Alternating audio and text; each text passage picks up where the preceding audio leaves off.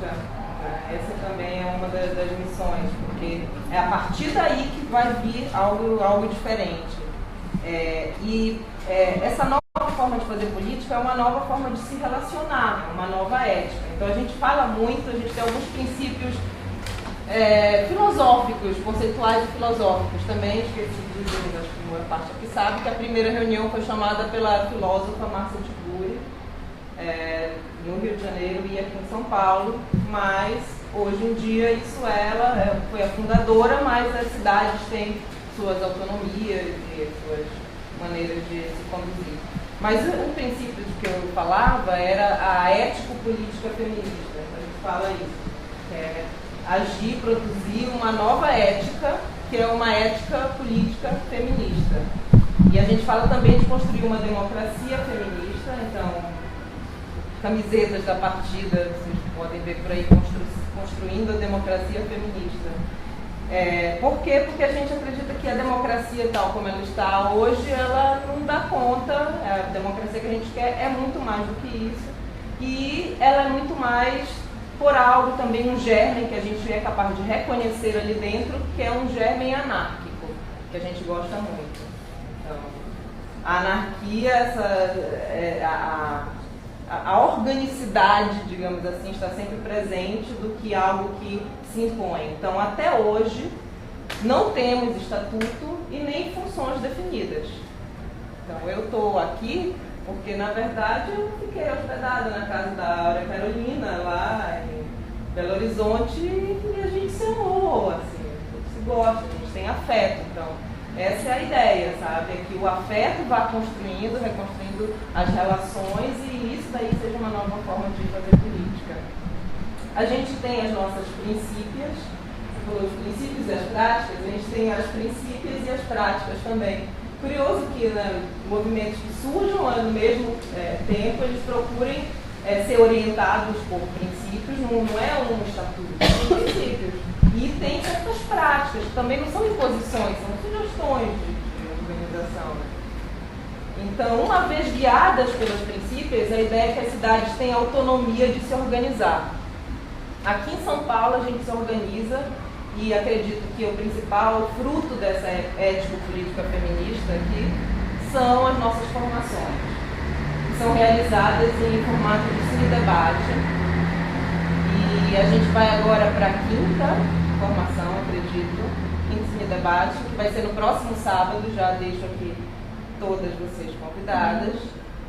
E todos também estão dentro da todas, igual muitas, porque as formações são também sempre abertas para chegar, quem quiser. É uma grande confluência de movimentos e acaba sendo uma grande roda de mulheres, mas sempre tem ali um ou dois homens interessados. Aqui nem é sobre feminismo, mas ocupação cidadã na política, parece que as minas estão também ocupando aí em geral, né?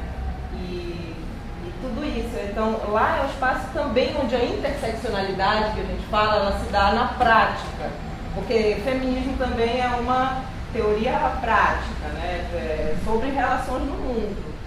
Então, vem gente de movimentos sociais que estão aí há 50 anos e gente de secundaristas, e todo mundo muito ansioso por um espaço de diálogo político. Porque nessa conjuntura, se você não tem um grupo com quem você dialoga, você troca perspectivas de passado, presente e futuro, aí você está largada à imobilidade. Você se sente totalmente incapaz de fazer algo.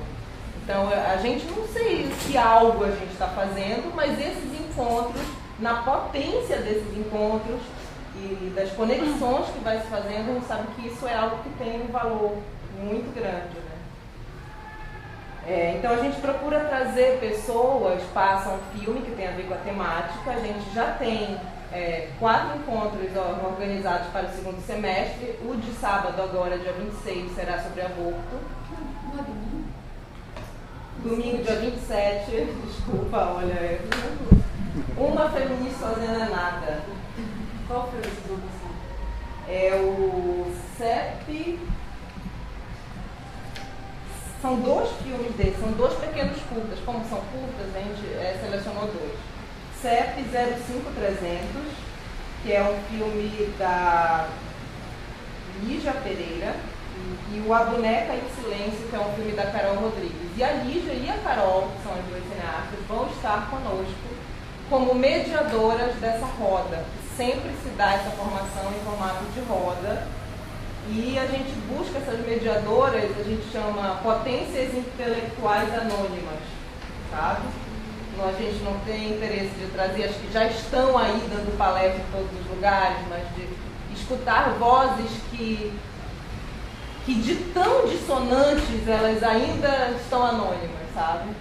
Eu trabalhei num filme sobre aborto, de uma diretora chamada Carla Gallo, de Londres, chamado O Aborto dos Outros. Então, talvez se tiver a oportunidade de ver esse filme, que é um documentário que foi feito em alguns lugares aqui no Brasil, em 2008. Enfim, acredito até que a Carla, desde que eu conheci o partido, que ela atua, enfim, feminismo, enfim, ela não fala minha, acho que precisamos entrar em contato com ela para dizer que essa atividade está acontecendo. Ela é Carla Gallo. Gallo. Aí eu te passo depois o telefone dela, sei lá. Posso falar de você, cara. E o aborto é uma questão que está nas nossas princípios. Não o aborto em si, gente. Ninguém está professando o aborto. A gente está professando o direito ao corpo e o direito da mulher de decidir. Né? Então isso é algo que está nos nossos princípios e que a gente vai falar sobre isso. Os outros temas que a gente vai falar ainda esse semestre são transgeneridade e branquitude, que é o tema que eu pessoalmente, como pesquisadora, faço doutorado também na PUC, em Psicologia Clínica. No momento, estou me dedicando bastante a estudar.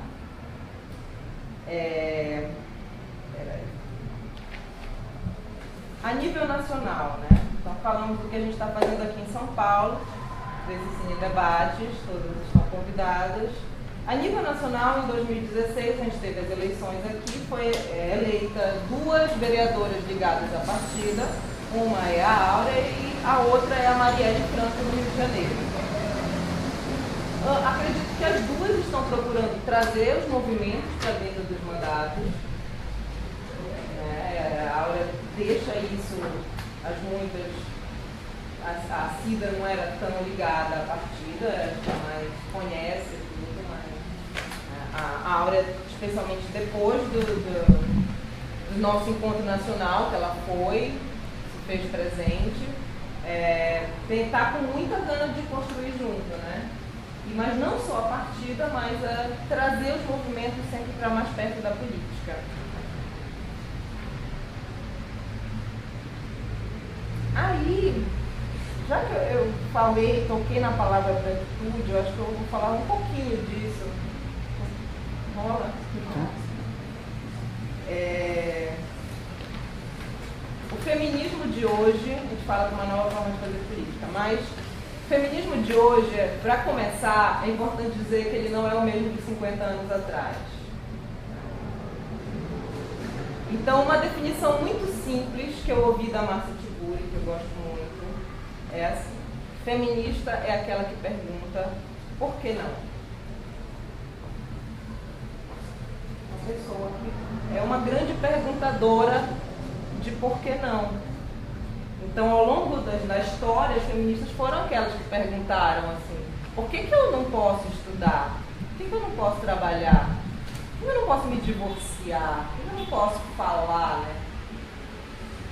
Então, são questões que se voltam à realidade prática, a realidade de uma vida que ou ela está mais viva ou ela está morta. Muitas, se não literalmente, mas uma subjetividade imóvel. Né? Então, quando você questiona essa realidade, aí você tem o que a gente chama da filosofia prática. que é o feminismo.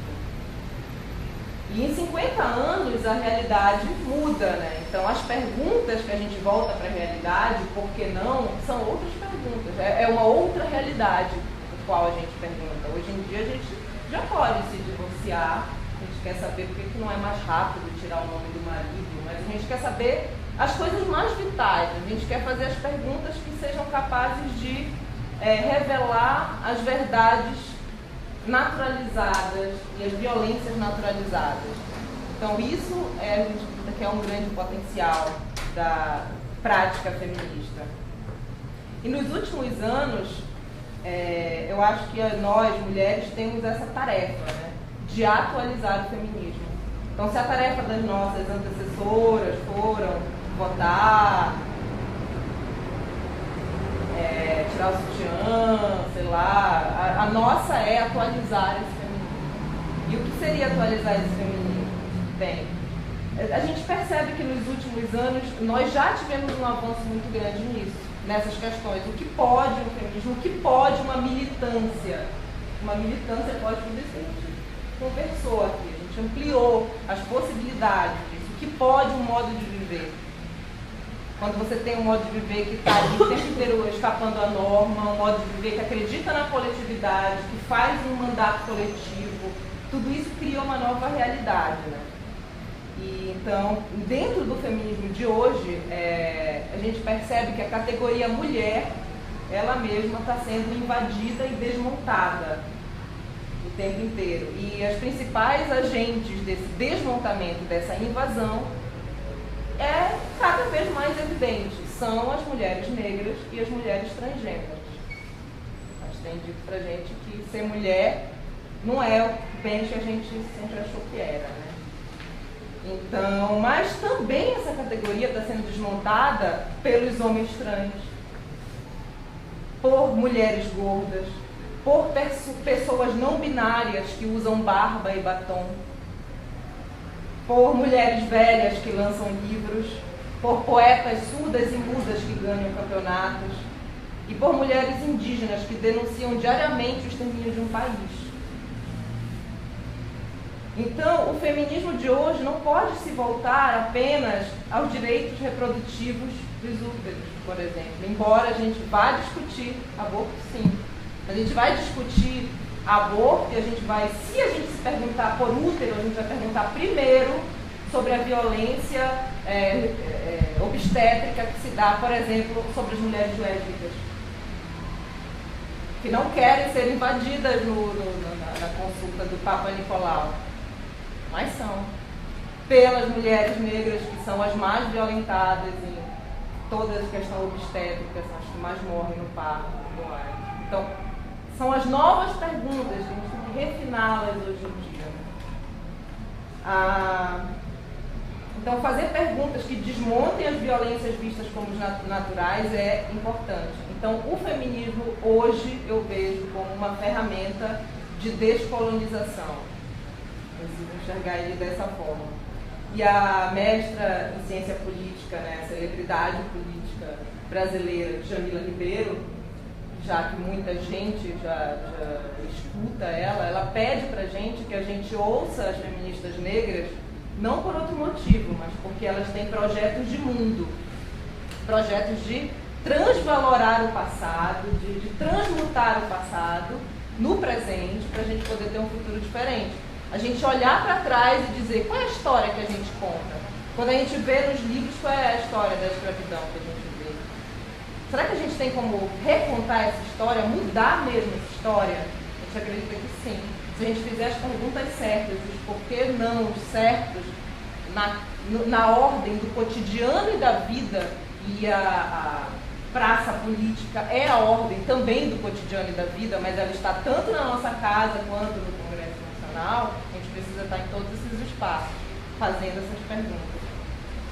E outra escritora da descolonização que eu acho que a gente precisa ter muita atenção, eu diria que hoje é a pensadora contemporânea mais vivaz do país, chama J. Mombassa. Ela é uma bicha não binária, mas que hoje eu acredito que é uma mulher trans, mas não binária também, né? Ela quer questiona bem esse lugar. E ela coloca que o primeiro passo para uma ação anticolonial é a gente nomear a norma. Então, a norma é o que não se nomeia e nisso consiste o seu privilégio. Então, a norma que não se nomeia, eu fiz esse parêntese para falar aqui, é a branquitude, né? Em termos de Brasil. Então, no feminismo descolonial, a gente quer uma contra-antropologia do feminismo, a gente quer o que está na sombra. O que está na sombra é a nossa branquitude. A gente não fala disso, a gente fala da branquitude, a gente fala do racismo como um problema dos negros. Então, para o feminismo, branquitude é uma das noções mais desafiantes hoje em dia, porque ela é capaz de desmontar uma norma que vai revelar o patriarcado, que vai revelar outras exclusões, mas que, se a gente se focar só contra o patriarcado, como o feminismo fez até hoje, a gente não está descolonizando, que seria o nosso interesse. Então, vou deixar aqui para terminar com dois conceitos. Um de branquitude, que é da Denise Carreira, um material organizado pela Unicef em 2013. E o outro é um conceito muito novo, de 2017 agora, de uma feminista negra da partida Rio de Janeiro, que é a Vilma Piedade. Mas primeiro, branquitude. A branquitude se entende como um sistema de valores e comportamentos que toma o ser branco como um modelo universal de humanidade, o representante de todas as pessoas. Esses valores conduzem a uma espécie de cegueira social, fazendo com que parte das pessoas brancas não consigam enxergar a dor das que enfrentam a discriminação étnico-racial. Então, a branquitude faz com que muitos entendam como natural a desigualdade entre pessoas de diferentes pertencimentos raciais. Então, nós, como mulheres brancas, até pra gente, eu, por exemplo, de Belém do Pará, para entrar em contato com a minha ancestralidade ameríndia, indígena, negra, eu preciso falar primeiro das estratégias de invisibilização racial que estão postas pela branquitude na minha vida.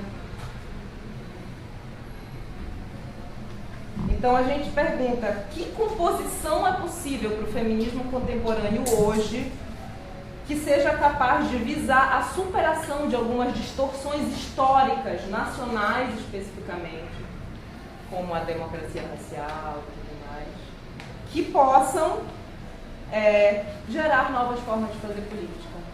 Então, por exemplo, acho que uma forma de fazer política fodida foi essa da Vilma Piedade aqui.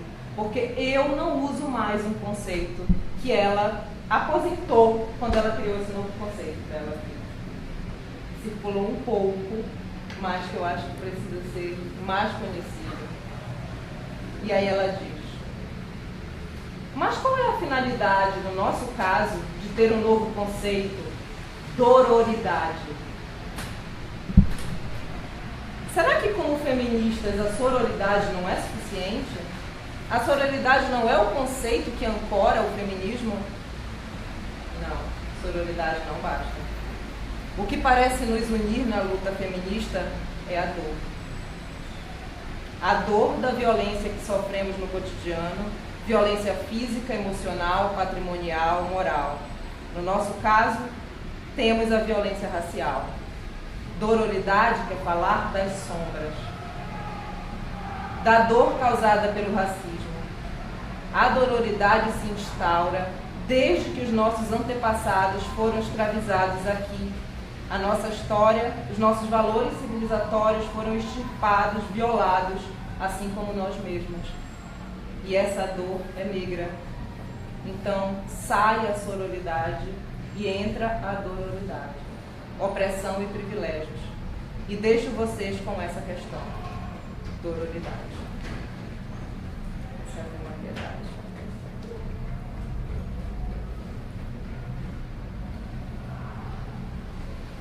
Parabéns, né? Não é só sobre ocupação de política, mas acho que é justamente falar desses temas, mas é muito necessário, mas também o conteúdo e a forma sempre vêm juntos. Né?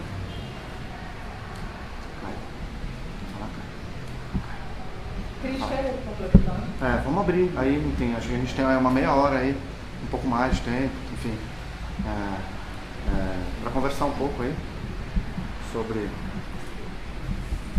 interrelações aí do que a gente ouviu. Caio, você quer falar alguma coisa? Não? Eu vou contar, tá? Sim, claro. Eu vou fazer mais uma pergunta. Érica, para você, quando você começou a falar do partido, e aí você explicando que não era um partido,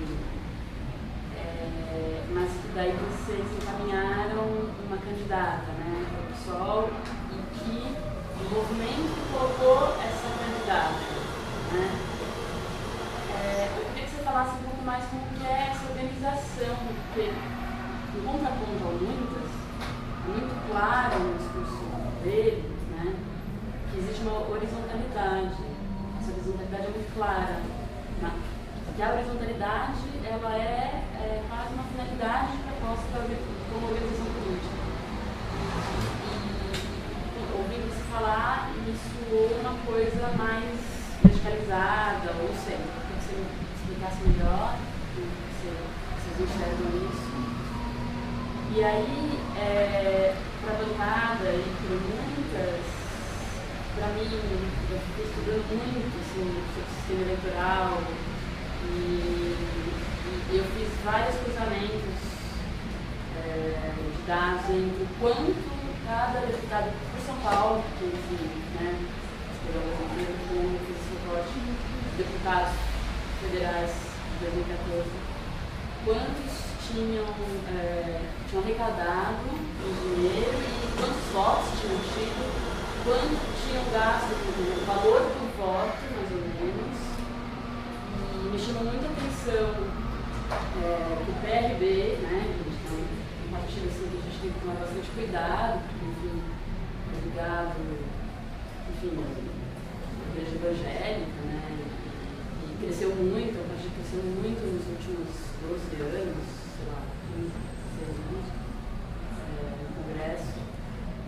Foi o partido que teve a menor quantidade de dinheiro versus candidato eleito. Ele conseguiu eleger um deputado com 50 mil reais, por exemplo, né? É muito pouco. Né? Então, essa questão do financiamento, e acho que é o que está, né, no debate agora, assim, essa questão que está falando agora, desse fundo, e que inclusive teve lá um deputado que falou que eles só abriram a discussão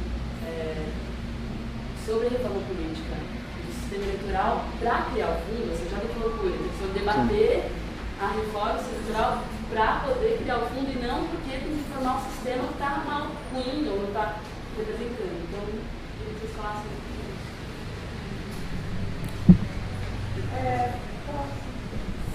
Bem, de fato eu fui muito rapidamente nisso, porque me interessava muito mais chegar na última parte, sabe? Mas, na verdade, não é nada nem um pouco vertical. É tão horizontal que é bagunçado. Mas é bagunçado, mas é bagunçado pela ética política feminista. Então, como foi, na verdade, que a nossa candidata foi apontada? Foi numa roda, que a gente estava durante 3 dias ali juntas, discutindo as possibilidades de 2016, e uma companheira da partida Rio de Janeiro já tinha ouvido falar que a Carla era uma menina muito legal, que falava muito bem pela partida, que era uma professora infantil que acreditava na mudança pela educação, que a família dela já tinha uma história na política. E essa pessoa lá da partida Rio de Janeiro pegou o microfone na hora que ninguém estava, depois do almoço, a gente já não estava voltando, e falou: eu vou aqui soltar um sonho meu, que aqui em São Paulo a candidata fosse a Carla Carvalho. E nisso a Carla começa a chorar. Todo mundo vai para cima dela, abraça, todo mundo chora junto e diz: você não precisa falar nada disso agora, isso aconteceu. Foi um acontecimento fruto ali justamente dos afetos. E aí ela foi, pensou nisso daí como resultado da trajetória de vida dela e falou, vamos fazer essa experiência. O que foi uma campanha que a gente fez em poucas pessoas, assim, que de fato todos os dias estavam trabalhando, mas que tinha a ideia de que seria totalmente horizontal. Inclusive no início pensamos em fazer o que é o meu sonho até hoje, participar, ver, atuar num processo de candidatura compartilhada. Como, por exemplo, teve em Alto Paraíso, exatamente. São 4, né? 5? São 5. Então mas lá são 5, são 4 homens e uma menina, né? Então, assim, não é que o feminismo ou mesmo a representatividade está ancorando ali. Mas é uma experiência radical de maneira de fazer política. Desculpa. Então é o contrário da personalidade carismática e daquela que todas elegem. Ninguém elegeu, ela brotou e a gente reconheceu esse brotar. Foi rápido também essa formação. Rapidíssimo. Eles falaram depois de 2 meses lançaram essa chapa e eles abriram o movimento do salário. Talvez passou a teoria para usar para outras coisas, mas eles abriram a iniciativa. Você entrou? Não. A gente, 2 mil. Foi falado aqui, né? Nossa, elegeu por 50 mil reais, a gente não teve, acho que nem 3 mil reais.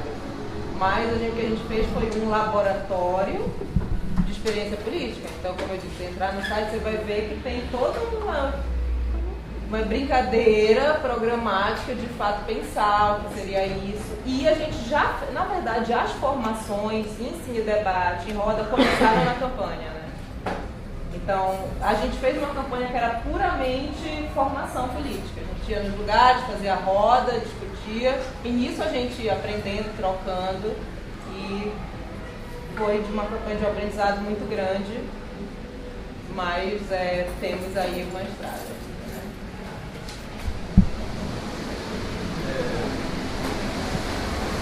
Um comentário rápido, né? Uma coisa importante no Brasil hoje é a gente diferenciar também a questão evangélica na questão de algumas igrejas específicas ligadas a alguns grupos econômicos que usurpam da fé dos outros para criar carreiras políticas.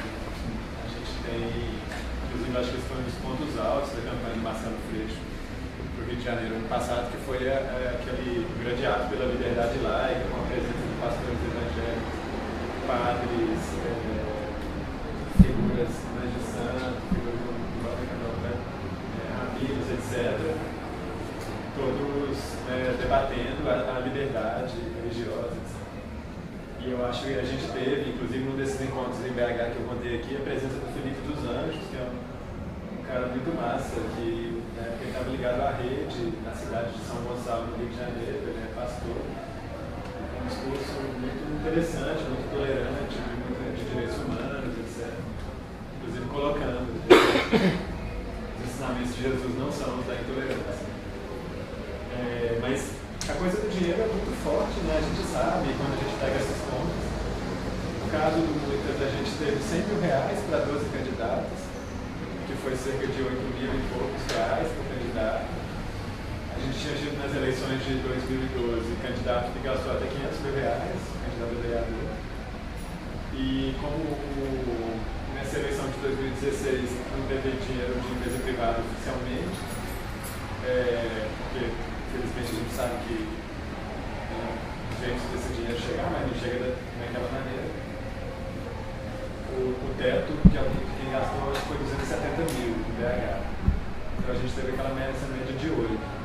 Para conseguir os 100 mil reais, a gente fez essas coisas de site pela internet, mas teve uma ação muito legal que foi um leilão de arte, em que cerca de 60 artistas da cidade, desde artistas jovens a pessoas mais conhecidas, que têm obras exposições em centros internacionais, etc.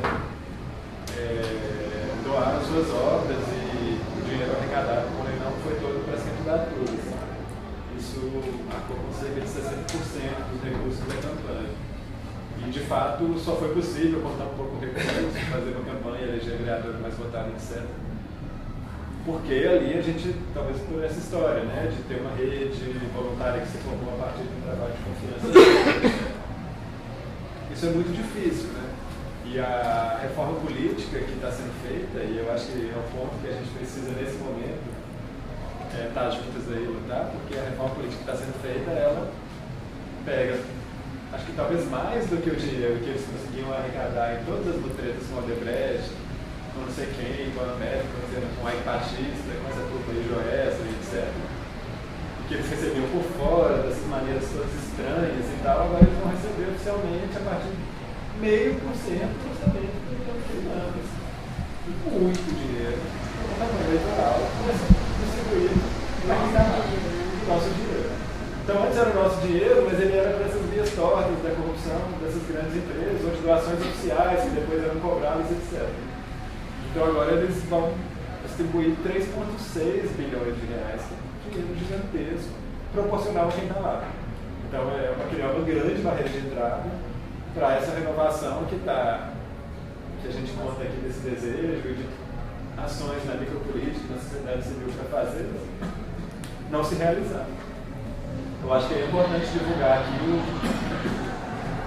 a movimentação que está sendo feita nesse sentido.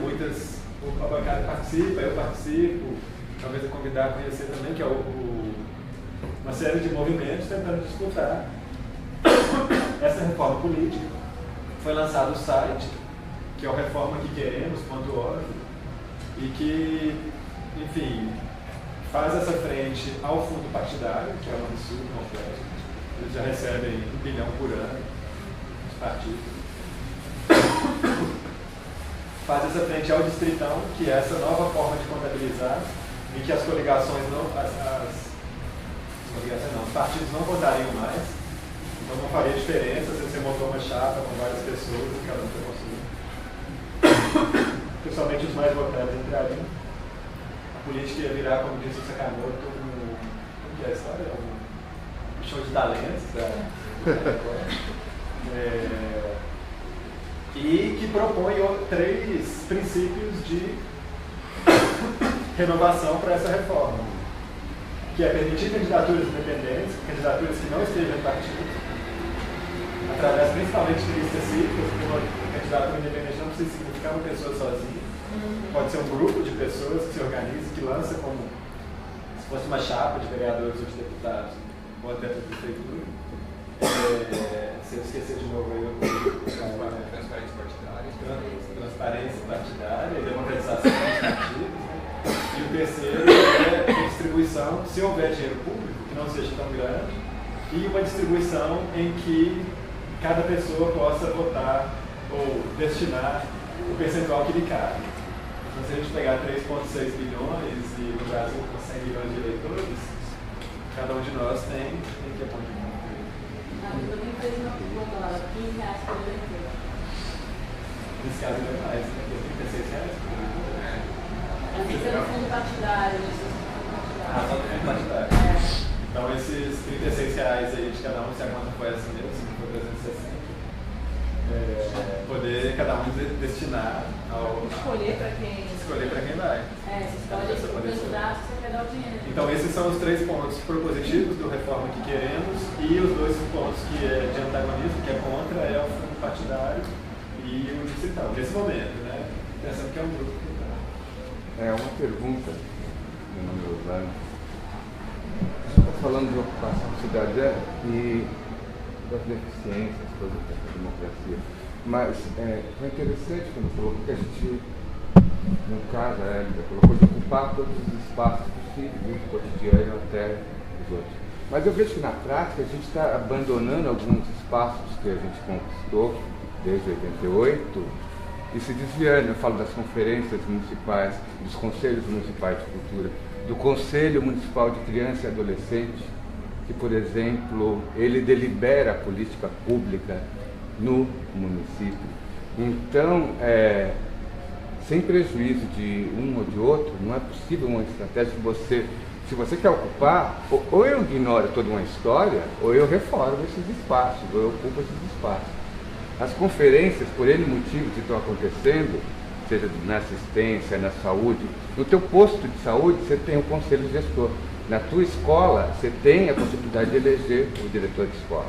Então, como trabalhar dessa forma? Ou seja, não sei se a gente, por desconhecimento ou por total abandono, estamos deixando esses espaços como zumbis, mortos-vivos, uma política que não morre, que não surge.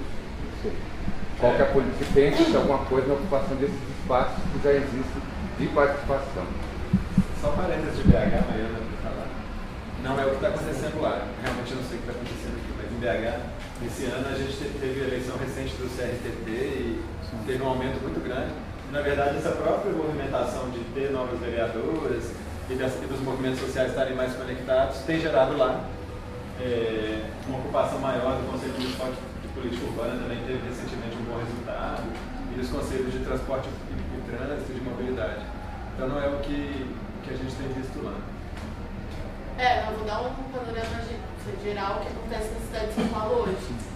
Os conselhos, eles nos últimos 4, 5 anos para cá, eles eram super ocupados. Foram criados na última gestão vários novos conselhos.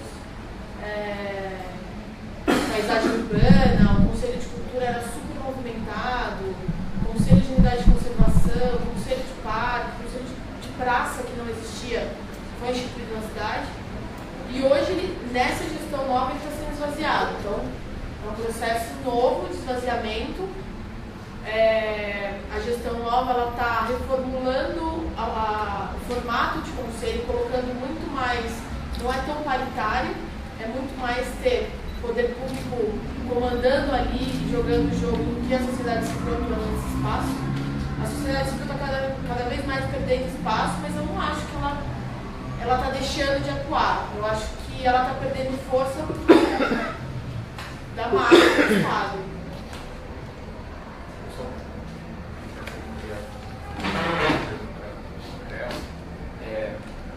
Eu acho que tem uma coisa específica sobre o que você falou, que acho que muitas vezes esse fenômeno que a gente tem visto, ele inclusive é uma reação a um diagnóstico de que a efetividade dos espaços de participação disponíveis para a sociedade civil é muito baixa. Então não é uma negação desses espaços, mas é uma leitura de que se a gente ocupar da melhor forma possível os conselhos, as conferências e afins, mesmo assim a gente sente que a gente não consegue avançar com certas questões, e daí sim a gente precisa entrar na política. E eu acho que o recorte que está sendo feito aqui também tem muito a ver com cidade, né? Então quando o Beto fala de BH, a Mari fala de São Paulo, também são mecanismos específicos para a cidade. Mas eu queria voltar ao que você falou, porque assim, um para reforçar o que o Roberto falou, porque assim, é muito perigoso a gente jogar todos os evangélicos no mesmo lado, inclusive na nossa linguagem. Uma coisa pessoal, assim, um amigo meu que eu não via desde criança, ele virou pastor evangélico, ele é um pastor evangélico progressista, e ele falou assim, estava contando, cara, vocês estão combatendo aí o Feliciano desde 2013, eu combato ele faz 15 anos. Mas o deputado que eu citei especificamente são do PRB, é o Marcos Feliciano, eu esqueci o nome do outro, mas são os que nós vamos falar. Eu posso até depois recuperar. Acho que a questão é, assim como qualquer nicho e campo da sociedade, o campo evangélico é um campo muito complexo. Então a gente tem que ter muito cuidado em separar a bancada fundamentalista que opera a religião em torno de um projeto político das pessoas que exercem a sua fé. E aí, falando especificamente, quando a gente começou com essa bancada, a gente fez uma reflexão, tipo, não existe. A gente quer fazer uma campanha coletiva, apoiar um monte de gente, com alguns candidatos, né, não apenas um. E o único jeito de fazer isso é num partido político. Não tem nenhum lugar na lei que permita você se agrupar como sociedade civil e de fato fazer uma campanha positiva para apoiar. E aí, foi muito engraçado. Conforme a gente foi estudando isso, conversando, tivemos até conversa no TSE para conversar sobre isso, sobre a possibilidade de regulamentar esse tipo de coisa, e a grande preocupação lá que veio do TSE era, como se a gente regulamenta isso daí, a bancada fundamentalista e o crime organizado também podem fazer. E na verdade o nosso contraponto mas eles já fazem. Na verdade, né, isso, a estrutura é informal, porque é um grupo, se você for pegar alguma igreja, algum grupo dentro do campo evangélico, se você for pegar o PCC, eles levantam recursos, eles conseguem votos, né? No culto é uma coisa muito intensa, inclusive o que o pastor falou está falado, então é uma opinião. Se você articulou uma opinião, você tem centenas de fiéis que vão reagir aquilo. Já é então um grupo não partidário que está mobilizando recursos, que está fazendo campanha coletiva, que está. Então, e a gente, muito da nossa discussão é um pouco isso. Quando você tem uma campanha do Ministério por R$50 mil, a gente pode posicionar R$50 mil de fato, porque a gente sabe que, né, tem diversas formas do dinheiro circular de alguns caminhos. E por outro lado, a gente pode entender que é isso. Se a gente inverter a ordem e falar assim, cara, a gente precisava meio que copiar esse modelo para o campo da sociedade civil, saca? Para os ativistas.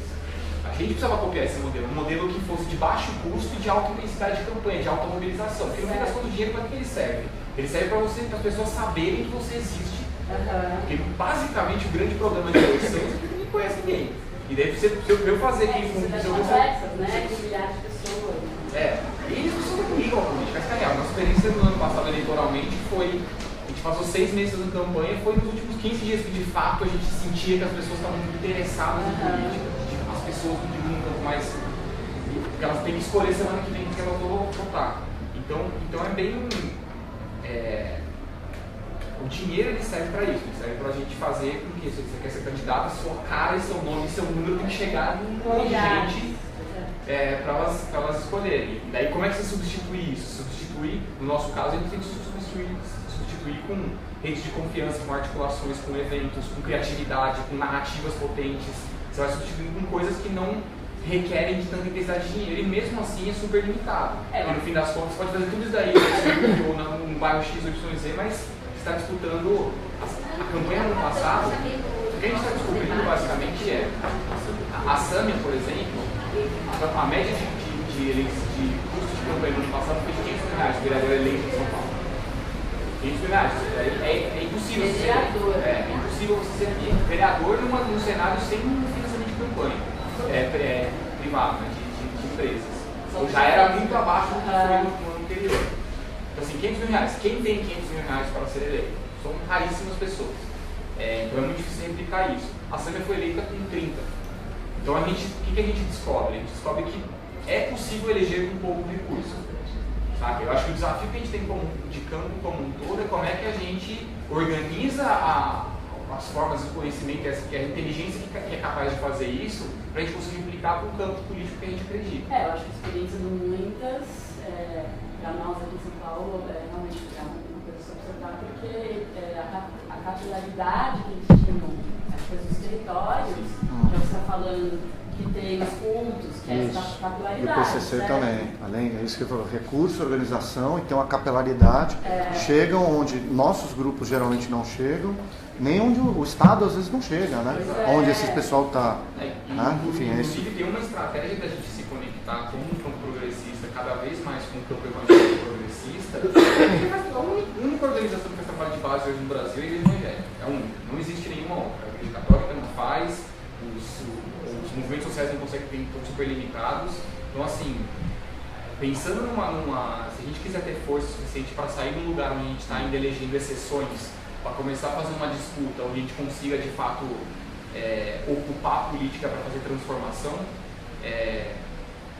a gente tem que ter muito cuidado para não excluir ninguém dessa conta, porque a gente é pouco. Se a gente ainda for ter dedos, a gente vai continuar tipo, vai ali, o que é incrível, conseguir fazer isso já é incrível, só que a gente sabe que a realidade do nosso país, das nossas cidades, dos nossos territórios, elas não requerem elas não são resolvidas se você tem 3 pessoas legais na Câmara de Vereador, com o resto todo jogando contra e o prefeito jogando contra. Não dá para avançar muito. Então eu acho que essa leitura de como a gente se organiza e com quem que a gente tem essa capacidade, eu acho que quando o Beto fala esse negócio dessa reforma política que queremos, tá, um esforço da gente ver o que está acontecendo hoje. Tem uma demanda muito grande por renovação, cada vez mais se fala, eu votaria numa pessoa nova, não sei o que, a gente começa a perceber que as pessoas estão cansadas dessa nossa classe política que está aí. Por outro lado, está surgindo um monte de gente nova, quer dizer, novos candidatos, em todos os campos, nem fazendo nenhum recorte ideológico, está surgindo. A real é que se a gente não aprender a fazer eleições e disputar voto de verdade, a gente vai se canibalizar nessa fatiazinha de renovação, que vai votar nisso, e a gente não vai conseguir nunca disputar voto com teste de verdade, que é isso, como é que você disputa voto com o Alfredinho, sabe, que é o cara que vai lá e fica entregando bolsa, cesta básica e fazendo churrasco, entregando fralda. Tipo, não vai ser com memes bonitos, entendeu, que você disputa esse voto. Então assim, a gente precisa entender como que as eleições são disputadas e hoje em dia tem muito a ver com isso, então a gente precisa entender e começar a ressignificar e de fato ir ampliando essa possibilidade de renovação que parece tão desejada pela população brasileira. Deixa eu só ver se eu acho que para isso aí, pegando o seu fala, os conselhos, você usou o exemplo da igreja evangélica, a gente tem que aprender com eles como faz, mas tem de cima para baixo, e eu acho que vocês estão propondo, falando assim, sou ignorante, assim, de algumas experiências. O negócio de baixo para cima, então você começar a fomentar essa consciência política nas pessoas.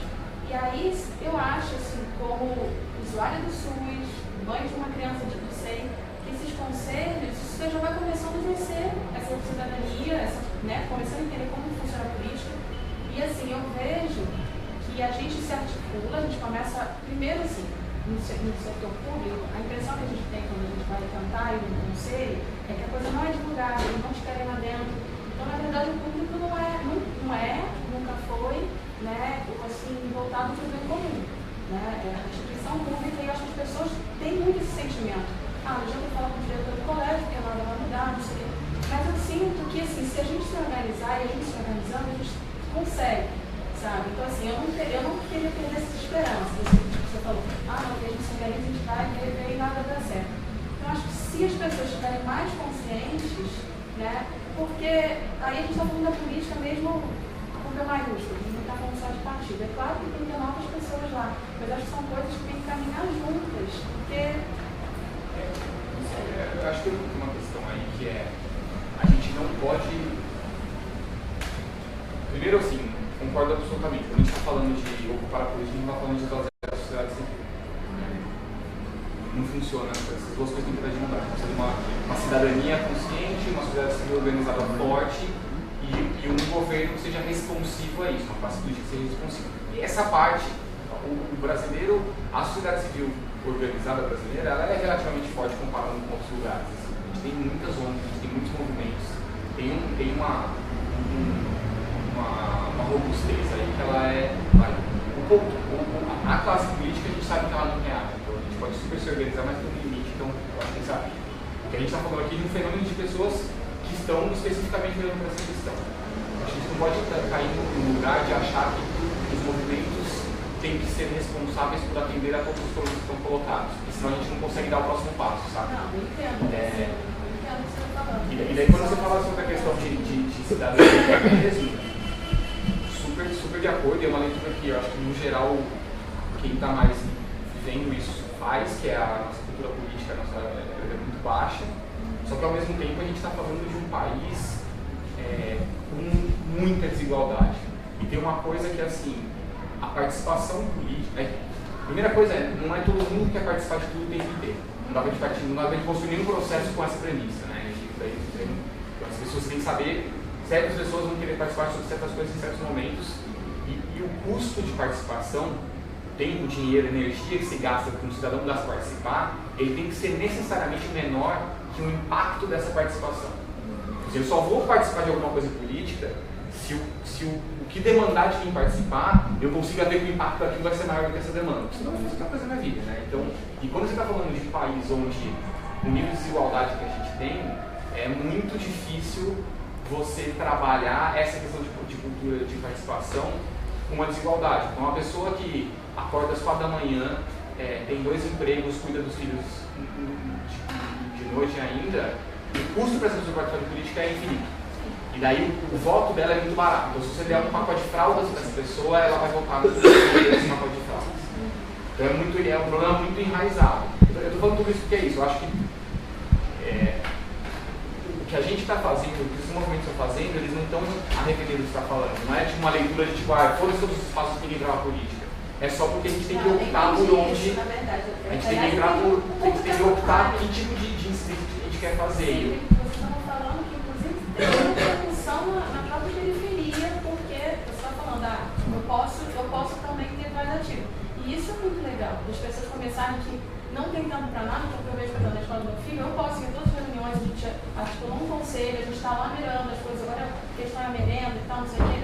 Tem mães que não veem os filhos durante a semana, entendeu? Mas eu posso estar lá para fazer isso. Então, se eu posso, por que não? O conselho da UBS lá, eles nem botaram uma placa, a gente ia contar, quando eu apareci lá, eu falei, nossa, mas o que você está fazendo aqui? Isso é o que está acontecendo, porque 6 meses para um emprego geral, o que está acontecendo? Então, assim, acho que se a gente pode, as pessoas começam a ter essa consciência aqui, né? É claro, muita gente não pode, mas eu acho que teve, ainda mais com tudo isso, teve uma demandada grande de gente que não está tão na base, que pode, como eu sou autônomo, que fui para a escola pública, fui para o SIS e posso estar lá. Então, acho que também é importante as pessoas, porque acho que não tem muito, assim, principalmente na classe média, assim, essa cultura de que a instituição pública, que a escola, está uma constituição, você tem que estar lá. Está muito pessoal assim, fora não sei quem, fora não sei quem lá, e bota outro só, né? Mas é uma discussão muito mais, como você está falando. Só levantar mais uma questão, que acho que você falou, que eu queria entender, que acho que isso faz um pouco parte da discussão da democracia ali. Quando você diz, por exemplo, PCC, de organização, sei lá, e alguns documentos de organização, políticos, né? Vocês acham que. Como é que essa questão do partido, por exemplo? Né? Tanto muitas quanto bancada ativista, tem sempre essa questão do partido, né? De não ser partido, mas dialogar com o partido. Vocês acham? O que vocês acham dessa questão do partido mesmo, assim? Se tinha que passar por cima do partido ou não? Você entendeu a pergunta? Pela lei hoje não. Não, eu estou discutindo a lei. Estou discutindo a lei. Estou discutindo o que é desejável e o que não é desejável. 90% dos países democráticos na União Europeia, eles permitem candidaturas independentes. No fim das contas, o monopólio, eu acho que os partidos podem existir, faz parte. Mas eles terem o monopólio, como tem no Brasil, gera ainda mais o atraso da renovação. Porque quem tem monopólio não precisa se mover tanto, né? Vamos dizer assim, já está ali, né? Não vai entrar um ator novo que pode desestabilizar. Então a gente viu isso no IDH. Quer dizer, a gente trazia uma proposta renovadora e os partidos não a recebiam e ao mesmo tempo eles não se preocupavam muito com isso, porque eles sabiam que a gente não ia ter onde construir aquela proposta renovadora. Porque no início a proposta da cidade querendo todo mundo quiser criar uma candidatura à prefeitura. Isso não foi viável. Mas isso era uma proposta, não foi viável porque por causa do monopólio. Até isso eu acho que foi parte da estratégia de vocês. Porque quando eu fui lá, a Aura era uma possível candidata a prefeita. E isso correu a boca lá, a boca estreita. Mas aí depois, quando ela se tornou a candidata a vereadora, pode ter ajudado ela a ter se tornado conhecida por ser uma possível majoritária e depois. Isso, enfim, foi o que deu, mas a gente poderia ter disputado a prefeitura. E o que aconteceu nas cidades espanholas, que não tem monopólio, que você pode criar um partido local com facilidade, ou uma lista cívica em Madrid com 8 mil assinaturas, uma cidade de 3 milhões de habitantes. Você tem uma cidade de 3 milhões de habitantes, 8 mil assinaturas, você pode disputar a prefeitura. Sim. E aí, a partir do momento que os ativistas falam, nós vamos disputar, e vamos lançar nossa lista cívica. Recolhe a assinatura e conseguir a assinatura em 24 horas. Os partidos vêm, porque saiu o monopólio, eles falam, não, então peraí, vamos dialogar, vamos lá. E aí entraram na confluência, na chapa deles. A partir do momento em que se permitiu que a sociedade também disputasse aquele lugar ali, o partido tem que respeitar aquele como mais um, né? Enquanto o partido tinha o monopólio, era um sorriso, assim, o que vocês querem fazer não vai acontecer com esse partido. Também não vai acontecer com o outro, não vai acontecer com nenhum.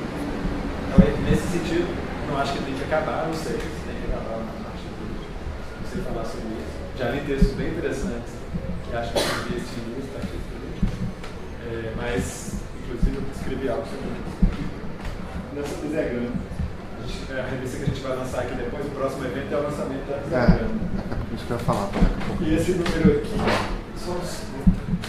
ele trata muito dessas autogestão. Então tem muito sobre esse debate de forma de organização política, de forma de organização da sociedade. Assim.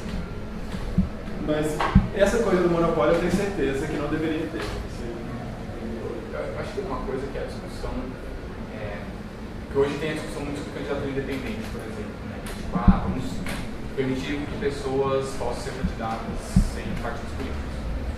Por um lado é isso, é um tipo de forma de discussão do monopólio que ela pode ser muito potente.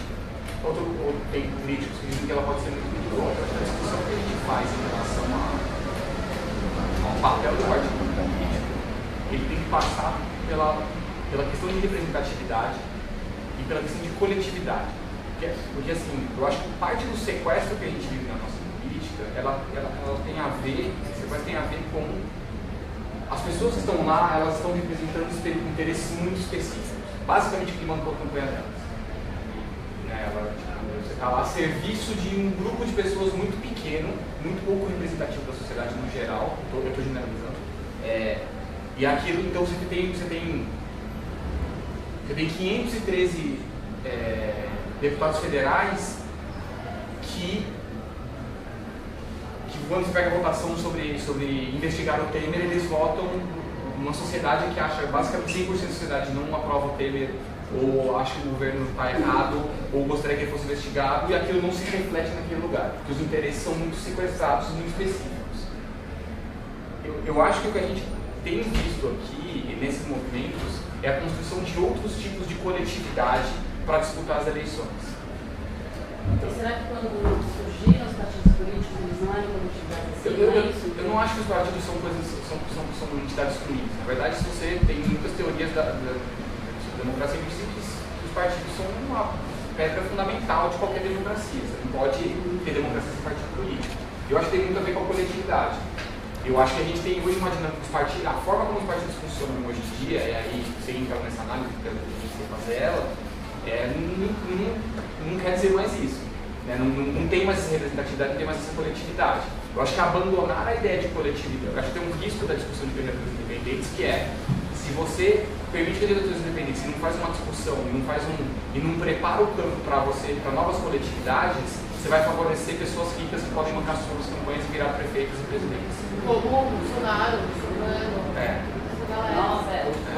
tem base para... A bancada fundamentalista, por exemplo, é super entusiasta das candidaturas independentes. A galera super liberal é super entusiasta das candidaturas independentes. Tem uma galera do nosso campo progressista, ativista, militante que também é super entusiasta. Isso é uma discussão que você tem de coletividade. Isso é uma questão de pensar assim, qual é a diferença entre esses movimentos, enquanto coletividade, e os partidos? Acho que essa é uma reflexão que a gente tinha que fazer, né? Acho que volta um pouco, você falou de horizontalidade e verticalidade, saca? Volta para financiamento, que também tem um problema de financiamento de partidos. Porque os partidos hoje, muitos são ruins, tem algumas questões. Uma questão central é que o partido tem dono. Os partidos têm donos. E esses donos, o que eles fazem eles são os responsáveis por distribuir o fundo partidário que aquele partido tem. Então, quando eles fazem isso, eles estruturam o jogo deles ali para eles continuarem ganhando sistematicamente. É uma replicação que acontece com um político eleito. Então, assim, eu acho que essa discussão de novas coletividades é importante porque é isso. A gente está falando de uma horizontalidade que é meio bagunçada, mas não gera essa estrutura onde uma pessoa vai sempre vencer dentro daquele coletivo. Você permite construção de outras dinâmicas de atuação, você Você permite novas coisas, é isso que a gente tem visto, como muito essa partida, bancada, esses movimentos espanhóis, política, isso está acontecendo em vários lugares do mundo. A gente vê isso acontecendo, eles conseguem oferecer uma coisa que nenhum partido consegue. Só um comentário assim, tem um clichê no Brasil, as pessoas falam que tem muito partido político, mas isso é o contrário. Na verdade, né? Quando esses sistemas que permitem que os partidos sejam mais alejados, é assim, quer criar um partido? Maravilha. 10 mil assinaturas, 5 mil assinaturas, cartório, não sei quem criou, entregou. Quer que esse partido passe a ter acesso ao fundo partidário? Então eleja tantos deputados. O filtro para acessar o recurso público é pela representatividade social do partido, e não na burocracia. A gente coloca o filtro na burocracia de modo que criar um partido aqui vira um negócio. Porque se você investe como o Kassab fez, como esses caras aí, Partido da Mulher Brasileira, que é um partido cheio de homem, e outros desses. Chega, só de E esses outros, eles investem lá, não sei quanto que esses caras investem para criar um partido, 5 milhões de reais, não sei. Criam um partido, eles conseguem lá as coisas, 5 mil assinaturas e criam. E aí vira um negócio, agora ele tem um territóriozinho que disputa eleição, que tem tantos segundos de TV, que tem tantos mil reais por ano, e que ele vai negociar isso com alguém para negociar o voto que eu tenho para coligar, etc. TV. E aí, você romper essa estrutura é muito difícil. Então, a democratização dos partidos passa pelo contrário. Permitir que qualquer um crie um partido, que se crie um partido local, estadual ou nacional. Se a gente pudesse criar um partido em Minas ou em BH, faria sentido para a gente. E talvez ele ficando menos burocrático, ao invés de ter que ter uma estrutura nacional, a gente conseguisse que ele fosse mais horizontal, mais fluido, etc. Porque nas estruturas grandes é muito difícil manter essas horizontalidades. Né? E aí é um debate que ainda aqui está muito atravessado, eu não vejo ele sendo feito. Mesmo lá na nova democracia, é esse de inverter a barreira de entrada. A barreira de entrada não pode estar em criar um partido. Criar um partido tem que ser fácil. A barreira de entrada tem que ser. E aí sim você pode ter cláusula de barreira. Que o Aécio Neves está propondo lá, e que está entrando agora, que vai ser uma coisa mais injusta porque vai ficar uma dupla cláusula de barreira. Né?